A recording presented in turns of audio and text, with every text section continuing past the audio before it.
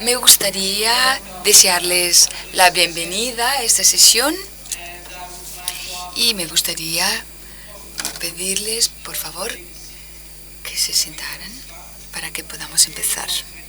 Antes que nada, me gustaría presentarles al profesor Alan Tyndall, que está aquí a mi lado, que hizo mucho trabajo para la Asociación de Esclerodermia y también es una persona muy importante para el grupo de pacientes, como por ejemplo FESCA, y es excelente para mí estar aquí a su lado, y él va a presentar algunos de los ponentes de hoy, y yo voy después a empezar con la introducción del profesor Kristen Denton, que está aquí a mi lado también.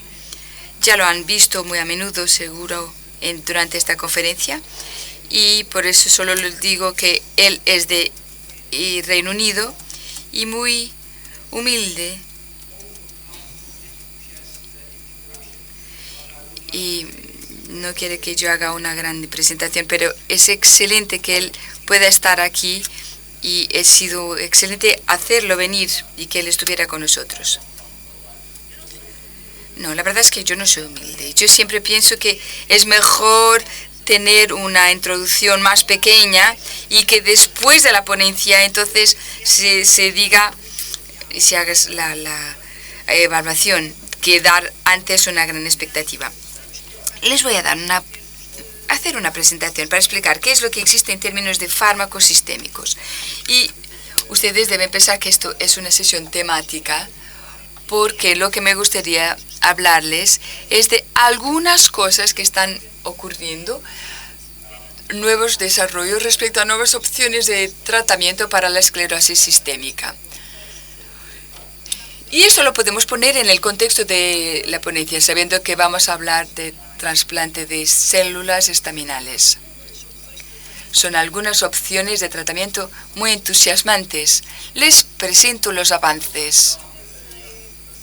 He pensado en iniciar presentándoles una diapositiva con un resumen. Y aquí presento mi posición. Antes que nada, cuando pensamos en fármacos sistémicos, y siempre digo esto a mis pacientes, tenemos que pensar la esclerodermia como una enfermedad que se puede tratar. No se puede curar, sino que se puede tratar. Suele decir que los aspectos, la gran mayoría pueden ser tratados de una manera más o menos eficaz. Y aún, pues, hoy día no estamos como hace 15 años, cuando no existía ninguna terapéutica. Hoy día tenemos incluso terapias que incluyen la esclerodermia en sus indicaciones. Tenemos varios medicamentos para, por ejemplo, las úlceras digitales. A veces es difícil tener la terapia con la licencia apropiada y dar acceso a nuestros pacientes a estas terapias. Y a veces es un reto saber que existen tratamientos, pero que los pacientes no logran llegar hasta esos tratamientos. Tenemos también recomendaciones y orientaciones que son importantes y ayudan tanto a los pacientes que a los médicos respecto a las terapias. En Reino Unido estamos desarrollando la posibilidad en el sistema de salud al acceso a los tratamientos que están desarrollados. También sabemos que la terapia de inmunosupresión es algo eficaz para algunos pacientes y para algunas complicaciones, pero tenemos que establecer el equilibrio entre los riesgos y los beneficios del tratamiento. Y voy a compartir con ustedes algunos resultados de ensayos clínicos que aún no tienen la licencia, pero a lo mejor lo tendrán. En términos de fármacos sistémicos, quería únicamente reintroducir la idea de la terapia direccionada. Pero esto tiene significados diferentes según las personas.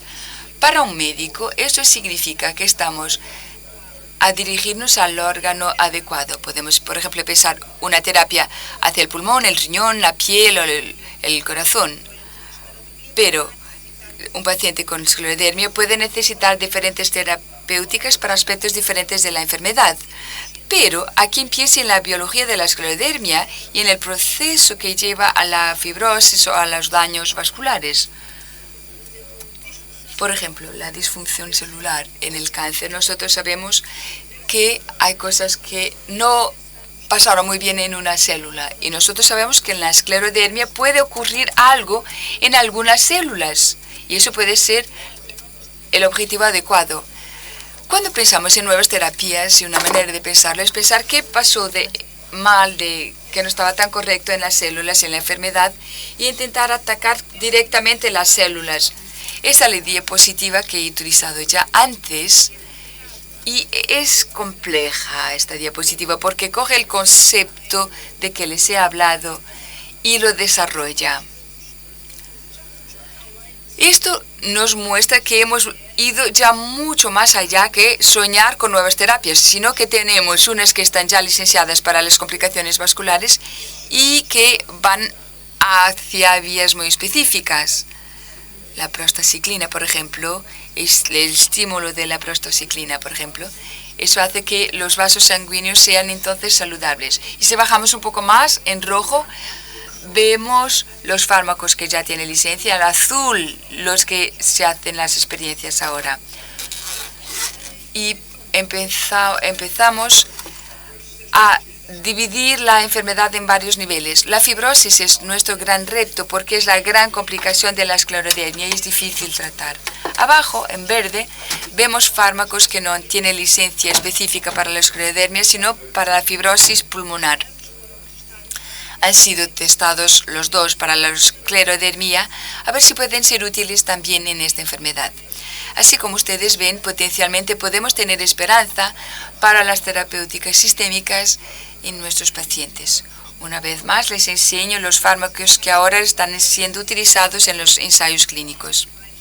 Ahora tengo otra diapositiva con muchísima información también, pero sirve para decirles que tenemos avances en las opciones de tratamiento, sino que también estamos avanzando en la concepción de los ensayos clínicos para poder hacer las pruebas de nuestros fármacos. Y hemos aprendido dos cosas de los varios años que hemos trabajado para mejorar estos ensayos. Lo que hemos aprendido tiene que ver con lo que hemos aprendido ya antes. Tenemos que hacer un ensayo con una duración suficiente como para obtener diferencias y necesitamos un grupo de control independientemente del tratamiento. Aunque creamos mucho en el tratamiento, solo podemos ver si funciona o no si tenemos la comparación con un grupo de control, que puede ser otro tratamiento o un placebo, o sea, un fármaco que no hace nada. Esto para verificar si existe o no un cambio. Y cuando reaprendemos estas lecciones, pues así es como podemos avanzar. Les hablo ahora de algunos fármacos que podemos pensar como útiles para tratamientos sistémicos. Rituximab, antes que nada, es una terapia de anticuerpos muy utilizados para artritis reumatoide y tiene ya la licencia para esta enfermedad, así como para otras enfermedades específicas. Pero tiene algún potencial para la esclerodermia porque está asociada a un exceso de anticuerpos y un proceso autoinmune. Y hay pruebas ya de que el rituximab puede que sea útil también en la esclerodermia. En Reino Unido hacemos un ensayo bastante grande que se llama Recycle, que hace la comparación entre el tratamiento normal con rituximab en la fibrosis pulmonar para ver si existe de verdad algún beneficio. Vemos pacientes con una fibrosis pulmonar muy grave. Aquí tenemos un ejemplo de un de nuestros pacientes. Pueden ver la parte de arriba con mucho blanco, que es fibrosis o tejido cicatricial en el pulmón. Este paciente no ha reaccionado con los tratamientos normales y nos parecía que no había otra opción hasta que obtuvimos financiación para tratar a este paciente con rituximab y los pulmones están ahora mucho más nítidos, o sea, la función pulmonar mejoró significativamente después del tratamiento.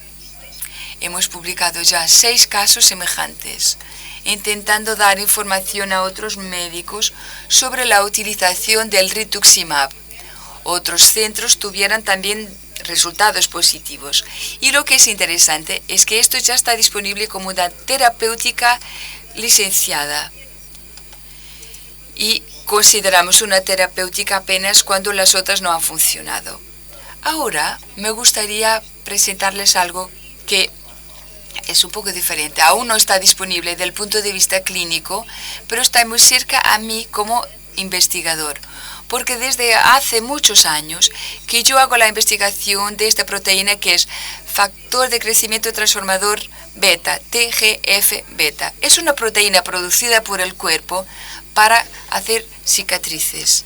Es una buena proteína cuando una persona necesita una cicatrización, pero no es bueno cuando existe la formación inadecuada de cicatrices, como en el caso de la esclerodermia. Y la razón por la cual me centré en esta proteína durante tanto tiempo es que nosotros sabemos que en la esclerodermia los niveles de TGF-beta aumentan, entonces podría tener sentido bloquear esta proteína. Les enseño un poco el trabajo que hicimos. Si queremos comparar con lo que ocurría con un paciente de esclerodermia en el peor estado, y si comparamos con lo que pasado 2 o 3 años, si el paciente mejorara. Hemos hecho este estudio que hace únicamente la diferencia entre la expresión genética en la piel entre pacientes que tenían esclerodermia ligera y lo que tenían esclerodermia grave, en varias fases, precoz y tardía. En la fase precoz tenemos niveles elevados de todos los genes que son regulados por el TGF-beta. Y cuando la esclerodermia mejora, los niveles de los genes disminuyen.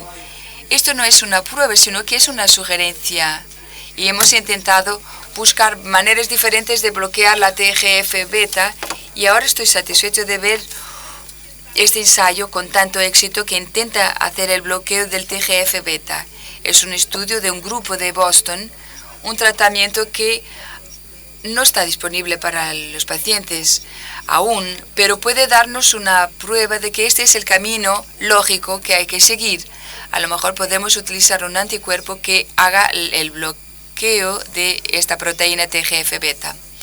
La biología de la piel cambia si hacemos el bloque de esta proteína y logramos mejoras en las características de la esclerodermia. Este es un primer estudio y aún no tiene en cuenta el hecho de que esta terapéutica puede o no que sea tóxica. Bueno, para terminar les presento algunas diapositivas que me sirven para hablarles de algo que puede estar entre rituximab y el enfoque anti-TGF como tratamiento sistémico. Hacemos la prueba de un fármaco que está licenciado y disponible, que tiene algún potencial. Aún está en ensayos clínicos, pero puede que sea útil en el futuro. Veamos un poco, bueno, aquí el TGF-beta. Y hay otra proteína importante en la esclerodermia. Sabíamos que era importante en las inflamaciones IL-6, pero no sabíamos que era importante en la fibrosis como la esclerodermia. Y el rituximab está ya disponible para otras enfermedades como la artritis. Y ya hace años, con base en nuestra investigación en los pacientes de nuestra clínica, hemos verificado que había algunos pacientes que tenían malos resultados con los tratamientos habituales. Todos estos pacientes tenían evidencias de altos niveles de la proteína IL-6 en su cuerpo. Y sabíamos que estos pacientes estaban en mala situación porque podíamos identificar esta proteína en una fase precoz de la enfermedad. Sabíamos que ellos iban a empeorar muy rápidamente y esta proteína estaba en los órganos internos, etc. Nos pareció que sería interesante bloquear a la proteína y hemos discutido esa posibilidad con la empresa que fabrica este fármaco que bloquea esta proteína. Y finalmente la empresa decidió hacer un gran ensayo clínico para verificar si el fármaco pudiera ser útil o no.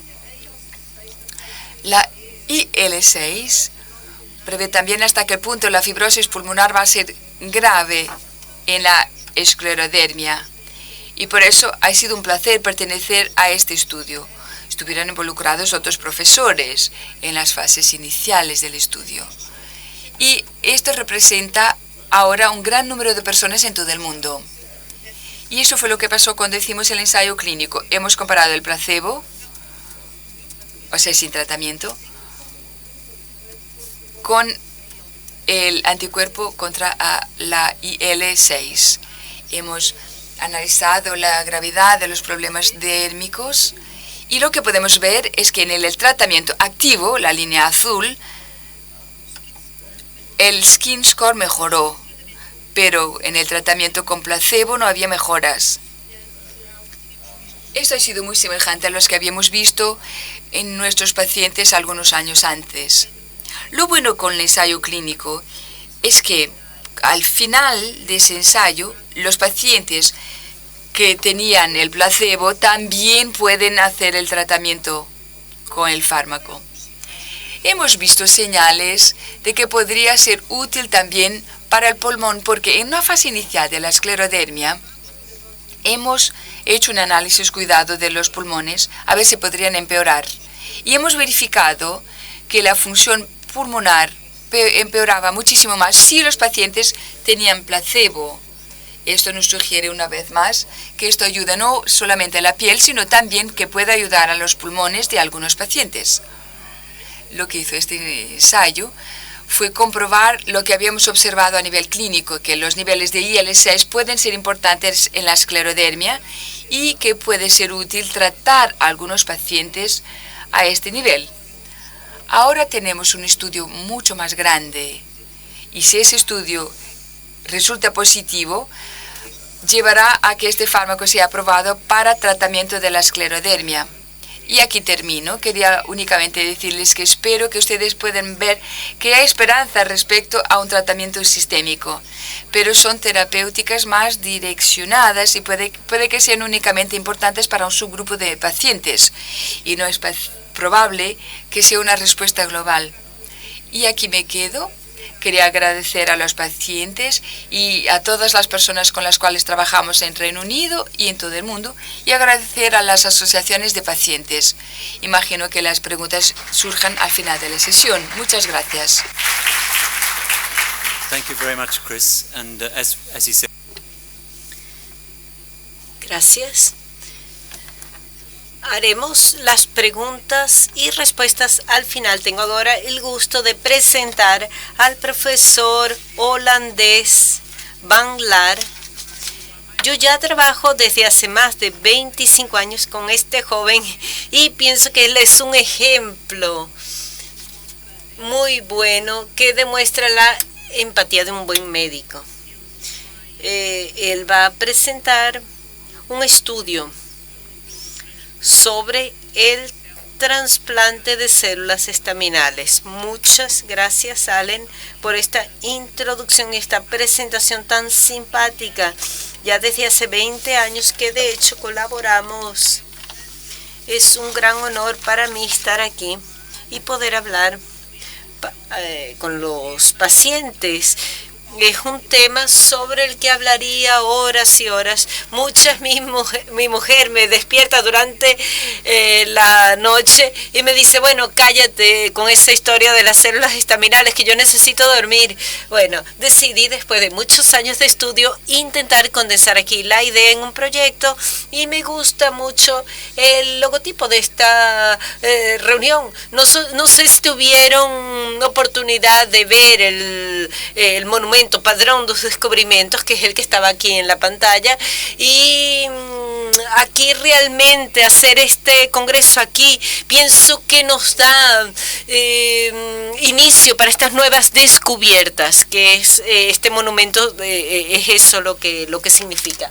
Por eso hay de hecho muchas esperanzas sobre este proyecto. Lo que les voy a mostrar aquí son datos reales que les van a demostrar y contar una historia que espero que sea muy realista, mucho más realista que las historias que leemos en los periódicos. El trasplante de las células estaminales es un tratamiento médico muy complejo con varias fases, con varios pasos, así como el paciente va a tener que quedar en el hospital durante varias semanas y se hace ahí en el hospital. Es muy diferente que los tratamientos que son hechos en el ambulatorio con medicamentos. Se trata de administración de quimioterapia de altas dosis que puede provocar efectos secundarios muy negativos, porque podemos tener un aislamiento a partir de los conejos, a pesar de que los humanos no nos crecen las orejas. Por eso el aislamiento de estas sustancias a través de otros pacientes acaba por manifestarse a través de fiebre y temblores, y por eso se hace una reinfusión de las células estaminales que son aisladas de los pacientes y no de los conejos, en este caso para no tener este riesgo. Aquí tenemos una paciente con artritis reumatoide y para demostrar que de hecho está ingresada en un hospital y es siempre necesario el ingreso en un hospital. ¿Y cómo es que esto funciona? Muchos compañeros muchas veces me dicen, esto parece un truco de magia, pero científicamente cómo es que esto funciona, y yo les explico cómo es que el paracetamol funciona. Lo que tomamos para el dolor de cabeza, claro que conocen seguro, a pesar de utilizarlo hace décadas, no sabemos exactamente cómo funciona. Es exactamente lo mismo con este tratamiento. Sabemos que involucra distintos fármacos, quimioterapia, anticuerpos, infusión de células estaminales. Por eso es muy difícil comprender cómo es que este tratamiento funcione, pero pensamos que funciona un poco como hacemos el reset al ordenador. La pantalla queda totalmente negra. ¿Y cómo es que se hace? Se pulsa Alt, Control, Delete y y es esto. Pienso que esto es una analogía muy sencilla que les permite comprender lo que ocurre aquí a nivel de los trasplantes de células estaminales, y hacemos entonces una...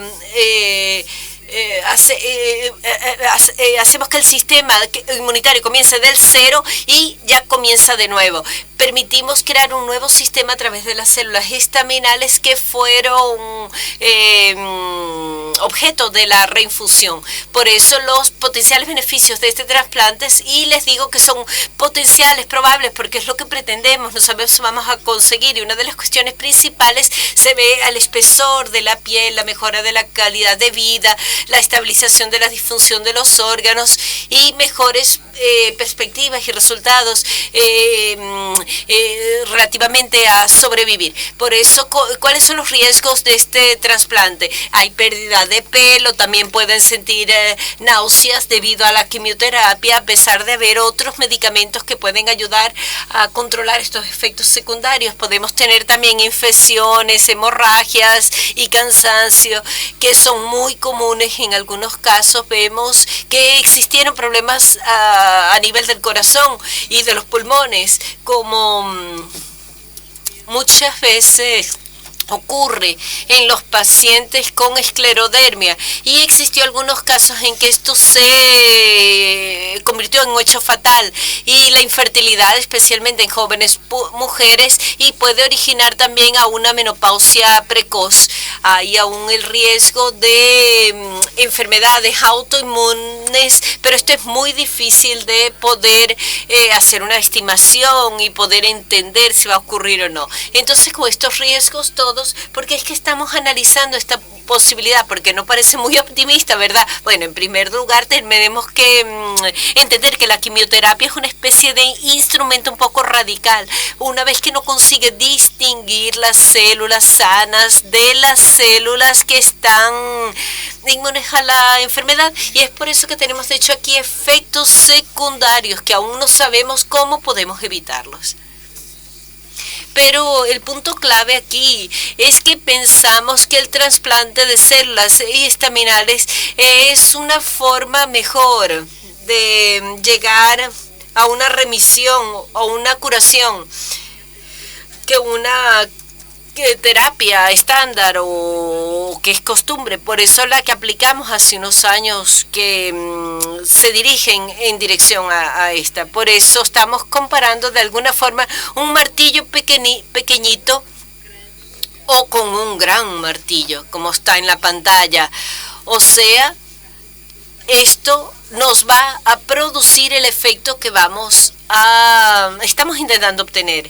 Por eso pienso que muchos de ustedes ya han escuchado que fue acabado y publicado en 2014, pero que comenzó en 2000 2001, perdón. De hecho, es muy importante la importancia de ensayos controlados, observaciones a largo plazo. Vimos que el ponente anterior ha dicho esto. Sabemos que las evidencias son muy importantes y también en enfermedades como la esclerodermia. Tenemos aquí un estudio de caso, un ensayo que con 156 pacientes a lo largo de 13 años. Y estos pacientes venían de diferentes zonas de Europa, cerca de 25 centros que participaron en este estudio, y pienso que mereció mucho la pena este gran esfuerzo.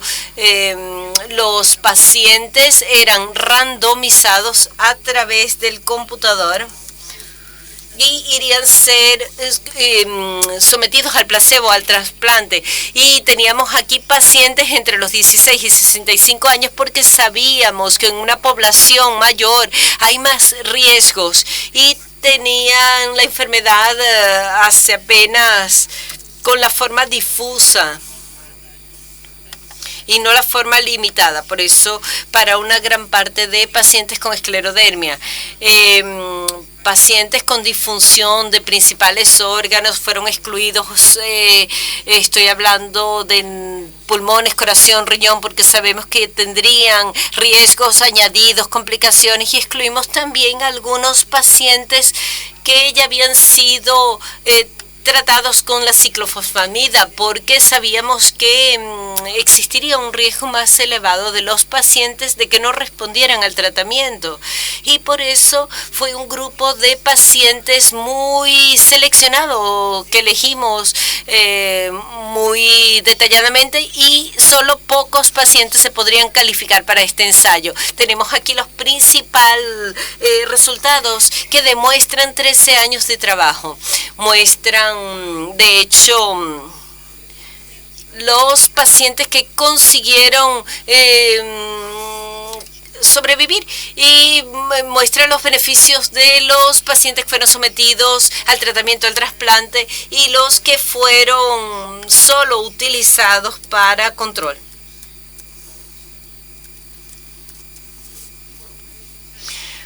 Por eso pocos pacientes se murieron.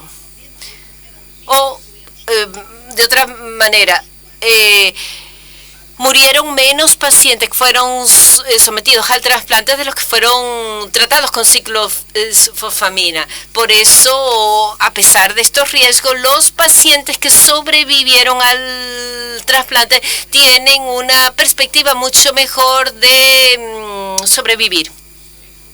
Y aquí tenemos una conclusión importante, porque comprobamos que los pacientes con una historia de tabaco, de tabaquismo, no obtuvieron los mismos beneficios de que los otros pacientes que nunca fumaron. Ustedes ya saben que no es bueno fumar, pero también sabemos que es muy difícil dejar esta costumbre de fumar. Y los fumadores o exfumadores acaban por no tener el mismo beneficio de este tratamiento, porque los cigarrillos tienen muchas cosas que son nocivas para nuestro organismo, como sabemos. No solo la supervivencia fue mejor, los efectos a nivel del skin score, que está del lado izquierdo del parámetro utilizado normalmente por los médicos para medir el espesor de la piel, lo que se comprobó en estos scores fue que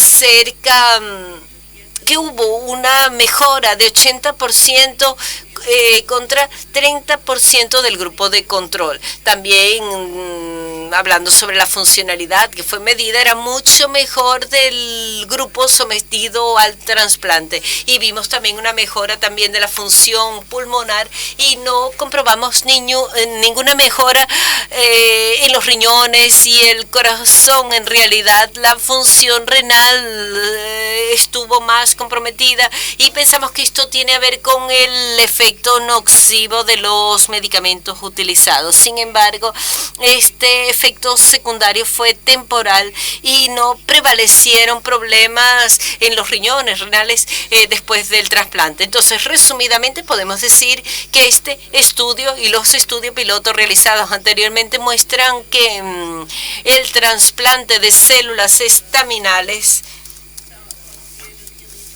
puede ser realizado y con buenos resultados, pero no es una curación para todos en general. Sabemos que 50% de los pacientes presentaron una remisión a largo plazo y hay otros tratamientos en el comienzo de las enfermedades que no son tan eficaces. Nosotros sabemos que la ciclofosfamida, por ejemplo, en el segundo ciclo no es tan eficaz.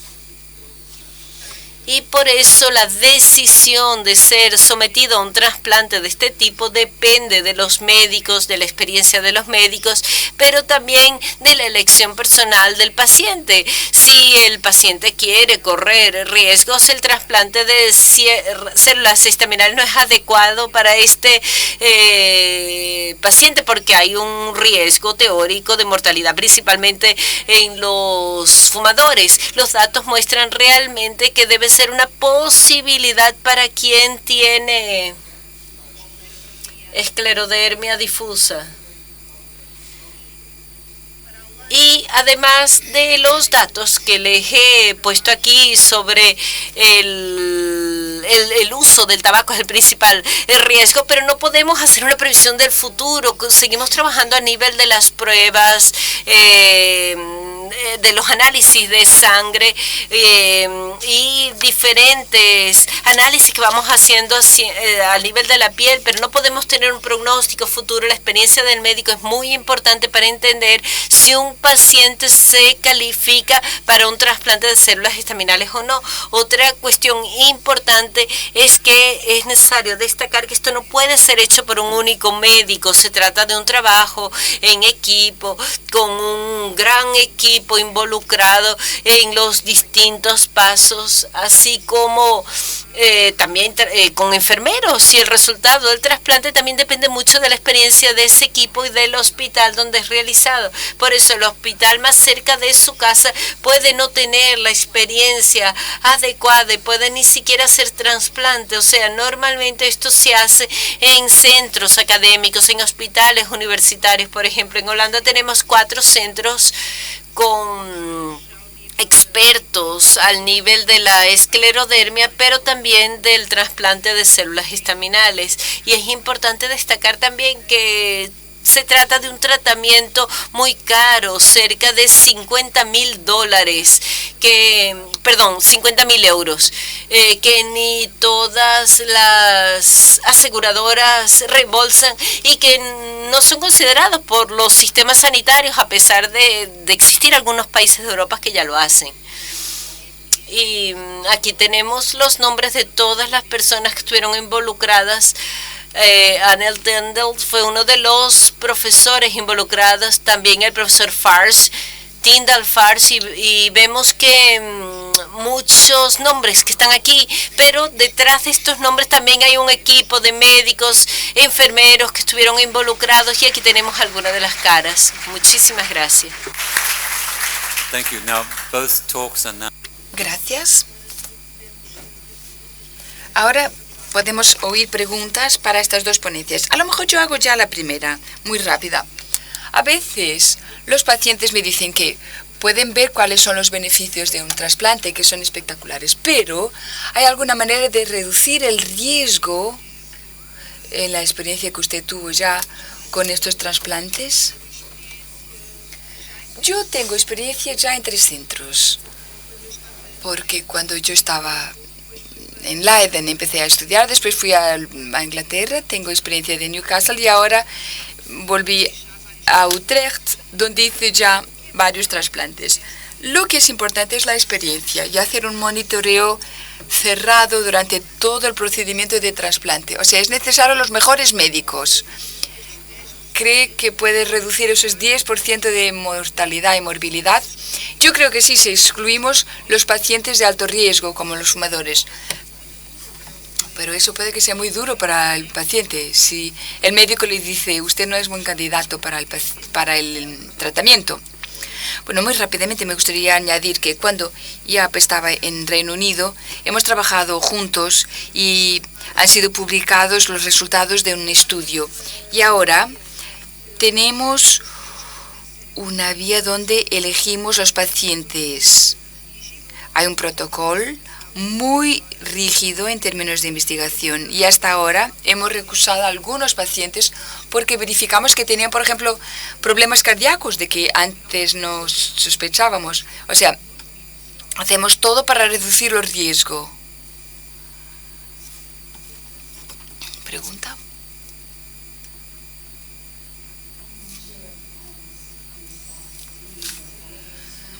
No entendí eso en inicio, pero me gustaría únicamente saber qué es lo que lleva un médico a suponer o a sugerir a un paciente de esclerodermia que haga el trasplante de células estaminales. ¿A qué pacientes se va a sugerir eso? Porque me sorprendió ver pacientes con problemas cardíacos y pulmonares y saber que esos pacientes con problemas cardíacos y pulmonares no son los adecuados para este tipo de trasplante. ¿Puede usted explicar? Sí, es un tema difícil y la dificultad es porque los médicos no se enteran siempre de la agresividad de la enfermedad y por eso intentan utilizar el meclotrexato y después pasan a otro fármaco. Y antes que sea demasiado tarde, antes que el paciente esté ya en una fase demasiado avanzada para un trasplante de células estaminales. Pero este estudio, este ensayo, ha sido un ensayo de gran suceso, gran éxito, porque hablamos con los pacientes en una fase precoz de la enfermedad, incluso para los que no han recibido la quimioterapia.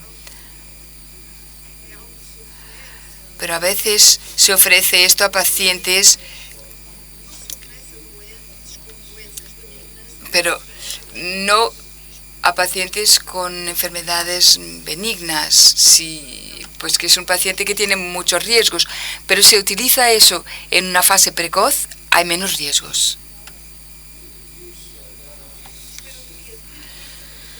La esclerodermia difusa significa que hay un gran espesor de la piel en el rostro, en los brazos, una falta de aire, que eso ya podrá ser una señal de que la enfermedad está avanzada. Puede que sea ya demasiado tarde. Una pregunta más, por favor.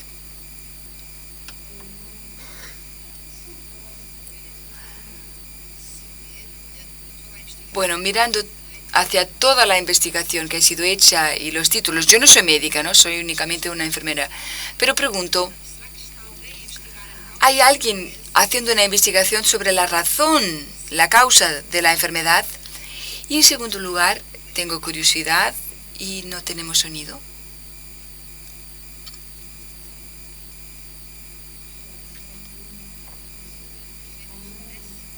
¿Debo empezar otra vez? Bueno, yo en este momento tomo un antimicrobiano que mejoró mi situación, sin duda.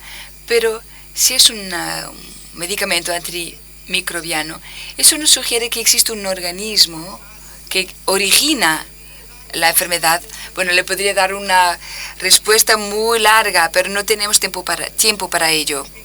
La respuesta es que hay mucha investigación que se hace en este momento y es fascinante la investigación que se hace sobre qué es lo que puede causar la esclerodermia. El paciente que viene hasta el médico ya trae consigo la enfermedad, pero esto puede ser útil para imaginar y tener en cuenta nuevos tratamientos. Podemos cada vez más identificar qué es lo que puede originar y causar la enfermedad. A lo mejor hay una susceptibilidad genética y sí, de hecho hay una investigación que se hace. Un aspecto que puede que sea importante son las infecciones bacterianas y el microbioma, o sea, las bacterias que nosotros tenemos en nuestro propio cuerpo y que hacen la regulación del sistema inmunitario. Todo esto es importante, es relevante, y por esa razón algunos antibióticos puede que ayuden a algunos pacientes, pero aún no se ha comprobado en ensayos clínicos. Gracias. Tenemos que seguir. Me gustaría ahora presentarles Alice Martin, de Suiza.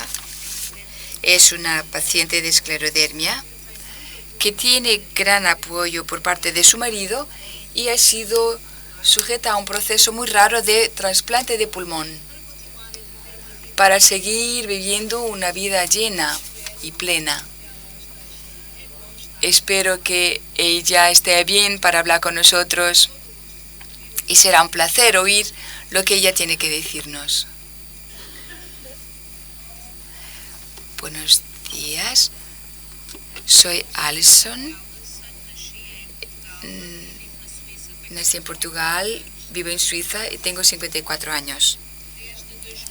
Desde el 2002 que sufro de esta enfermedad rara autoinmune,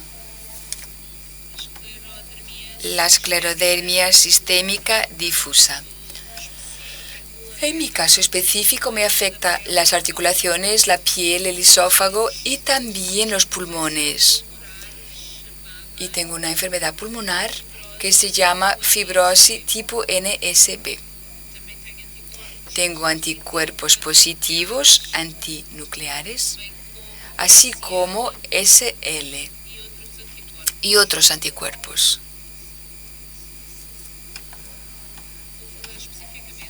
Les hablo ahora específicamente de mi enfermedad pulmonar. Antes de que la esclerodermia hubiera afectado los pulmones, y debido a eso, yo hice estudios con ciclofosfamida entre noviembre de 2002 y abril 2003. Después empecé a tomar otro medicamento hasta 2007. Desde ese entonces y hasta ahora, empecé a tomar micofenolato, pero pese a todo, mi infección empeoraba cada vez, con dolores, muchos dolores, que me obligó a dejar de trabajar en septiembre de 2015 y debido a la evolución de la enfermedad, se consideró la posibilidad de hacer un trasplante pulmonar. Eso lo hice en Lausanne, en Suiza, y desde noviembre de 2011 me hicieron varias pruebas para determinar si yo pudiera o no hacer este trasplante. Después de todas las pruebas, en 2012, oficialmente entré en la lista de espera para hacer un trasplante pulmonar doble. En realidad tengo que admitir que este periodo de espera ha sido lo de mayor estrés en toda mi vida, porque tenemos que estar siempre disponibles en cualquier hora del día o de la noche. Pero, pese a ello, yo suelo decir que soy una persona afortunada, con suerte, pese a estas faltas de suerte que tuve en mi vida. A las 7 de la mañana del 1 de junio de 2012, entré en el hospital en Lausanne.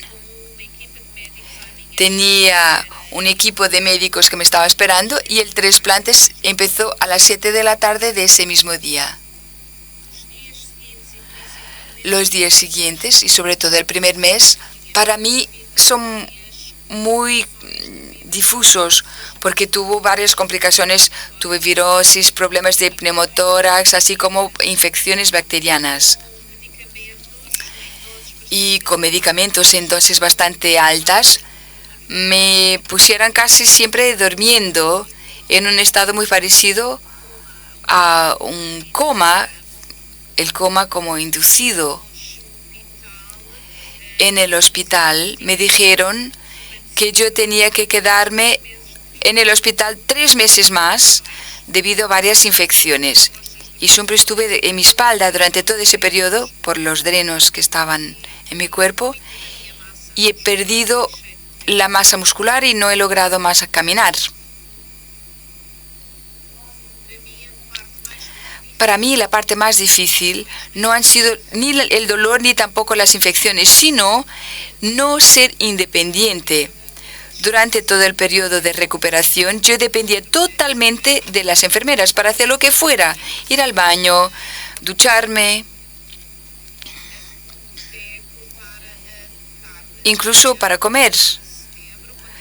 En mediados de noviembre, cuando estaba ya lista para volver a casa, me tuvieron que transportar en una silla de ruedas. Y después empecé a utilizar una ayuda para caminar que le llamaba mi pequeño Mercedes. En casa tuve el apoyo de un enfermero que me hacía los apósitos a diario, y durante 6 meses tuvo que tener a alguien, una asistenta que vivía en casa. Pese a que utilizara la silla de ruedas hasta fines de diciembre, en enero de 2013 empecé a recuperar la motricidad pese a la debilidad muscular, pero he logrado empezar otra vez a caminar. 6 meses más, cuando hice la verificación de check-up, los médicos me han dicho que no había ninguna señal de rechazo y por eso podría poco a poco volver a hacer mi vida normal. Estos meses de recuperación han terminado finalmente y ya logro hacer cosas normales. Claro, todas las personas son diferentes. Hay personas que se quedan en el hospital únicamente un mes. Hay otras que tienen que quedarse durante un periodo largo, como fue mi caso. Pero si me preguntan si lo harían otra vez, si yo haría otra vez esta operación, yo diría que sí, porque eso significó una nueva vida para mí. Pese a que sigo con la esclerodermia, mi calidad de vida mejoró muchísimo. Tengo que seguir tomando comprimidos durante toda la vida, pero los resultados de los anticuerpos que yo antes tenía ahora son todos negativos. Puedo respirar y puedo caminar de manera normal.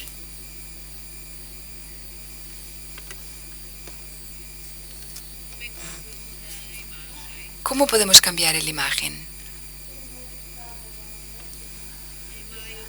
En mayo de 2014, 2 años después de haber hecho el trasplante, he logrado hacer una caminada de 20 kilómetros de la maratón de Ginebra con las amigas de la Asociación Suiza de Esclerodermia.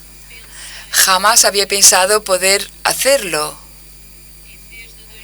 Y desde 2014, cada año, yo participo en el maratón de 5 kilómetros para ayudar a sensibilizar a las personas para la importancia de hacer la donación de órganos.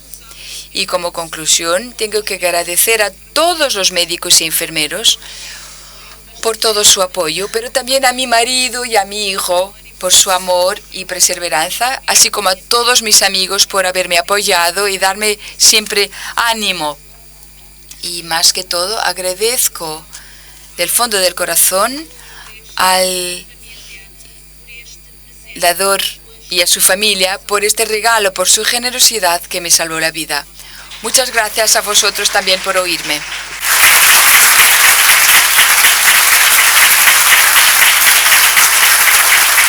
Thank you, Alice. Thank you. Gracias, Alice.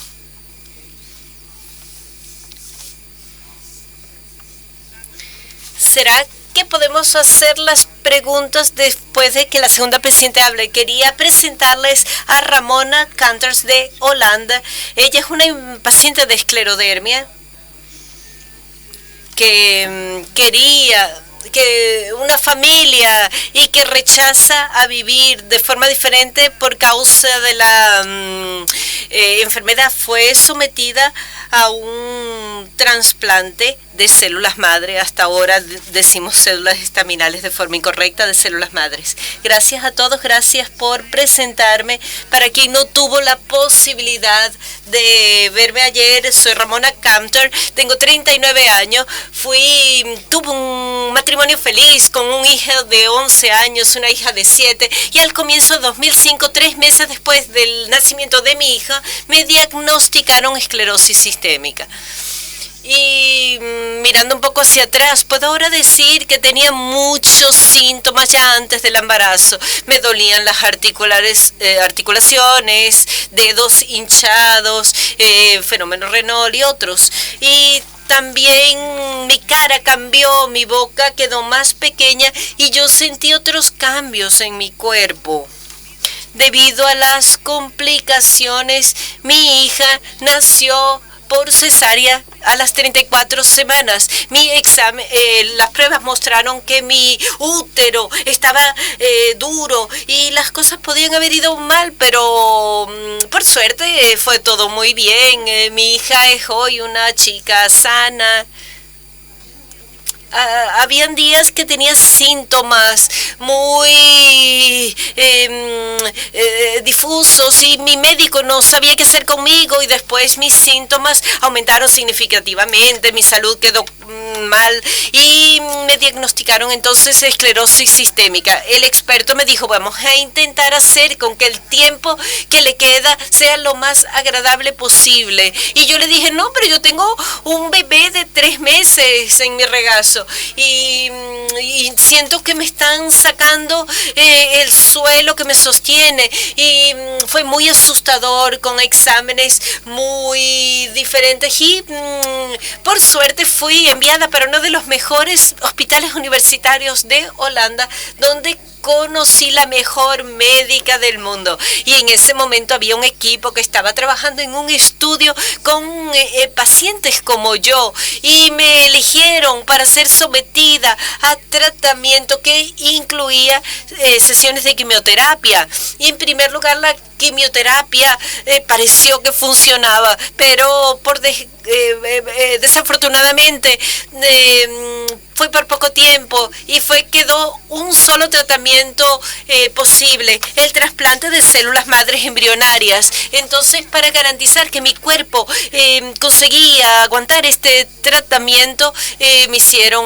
muchas pruebas hasta tener la luz verde y fue entonces sometida de nuevo a la quimioterapia y junto con un tratamiento con otro medicamento, con otro fármaco que aumentaba el número de células madre en mi cuerpo para hacer más fácil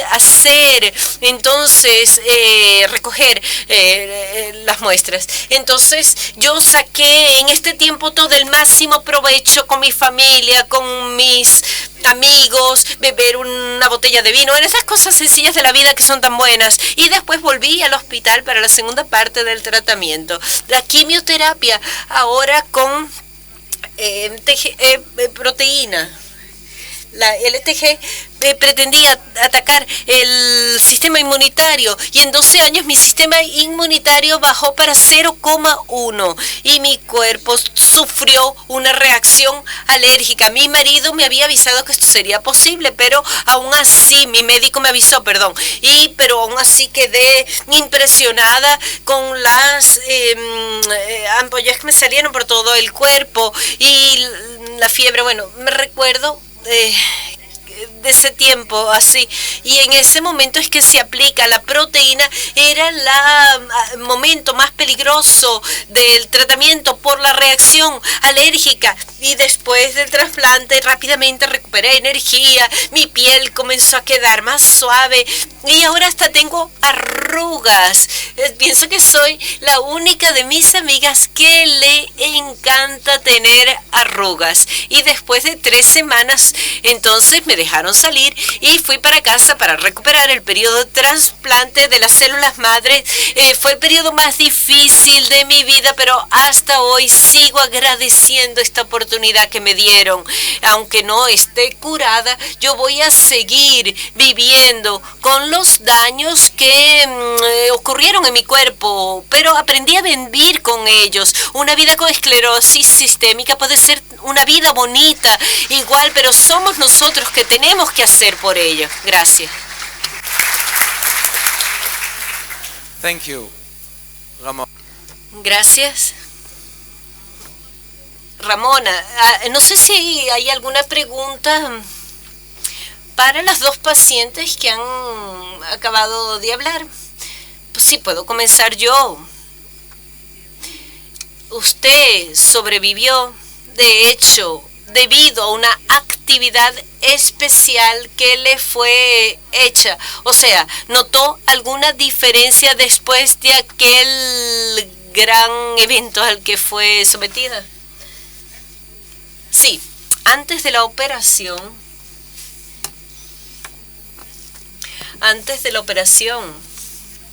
yo no podía hacer nada en mi casa.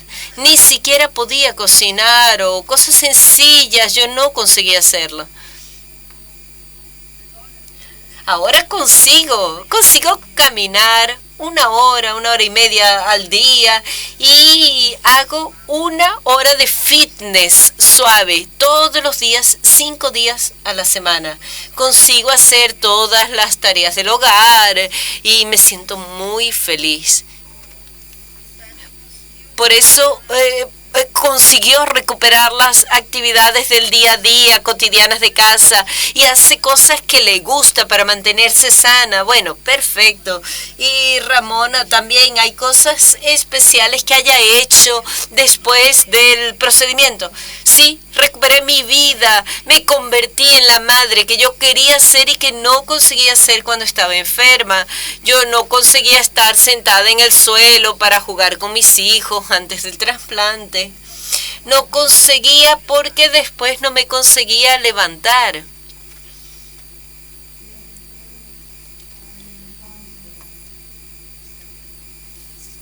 Founder of Stichting Scleroderma Holland. Fundé una asociación de esclerodermia en Holanda y mi objetivo al hacerlo fue ayudar a otros pacientes, escucharlos y ayudarlos, y estoy muy feliz por haberlo conseguido. Ramona, yo no había escuchado su historia antes, pero es muy interesante. El primer paciente que recibió un trasplante de esclerodermia fue un paciente mía, una paciente que en Basilea, que había tenido un bebé 3 meses antes, y la única cosa que ella nos dijo es que quería ver a Robert entrar en la escuela, y él cumplió 22 años ahora, está en la universidad, fundó una empresa y ella está muy bien. Ella también dijo que el peor momento de su vida fue cuando hizo el trasplante, pero que lo repetiría de cualquier manera, aún con lo que pasó, lo repetiría sin duda. ¿Alguna pregunta más? Las personas pueden ser sometidas a 2 trasplantes de células madre. Sí, ocurre con otras enfermedades. Este tratamiento no es nuevo, ya es utilizado hace muchos años para enfermedades malignas como el mieloma y enfermedades de la sangre. Sí, es posible hacerlo 2 veces, pero lo que yo sé, solo se hizo, no se hizo nunca con pacientes de esclerodermia. O sea, hubo pacientes que se mantuvieron bien durante algunas semanas, pero después la piel comenzó a quedar espesa y antes no tenía resultados. O sea, el sistema inmunitario quedó débil, y los fármacos que no tenían efecto antes pasaron a hacer efecto. Entonces hubo la necesidad de hacer otro trasplante. ¿De dónde son retiradas las células madres? Es la pregunta.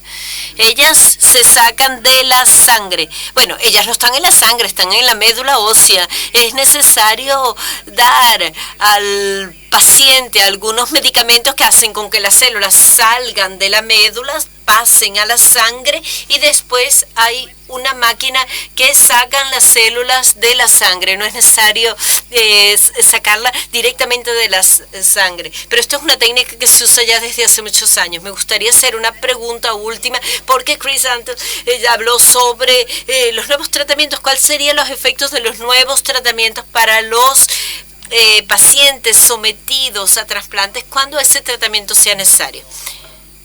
Gracias. Yo pienso que no son tratamientos que se excluyan mutuamente. O sea, estamos solo intentando progresar con relación a la enfermedad. Como Alan dijo, es muy posible que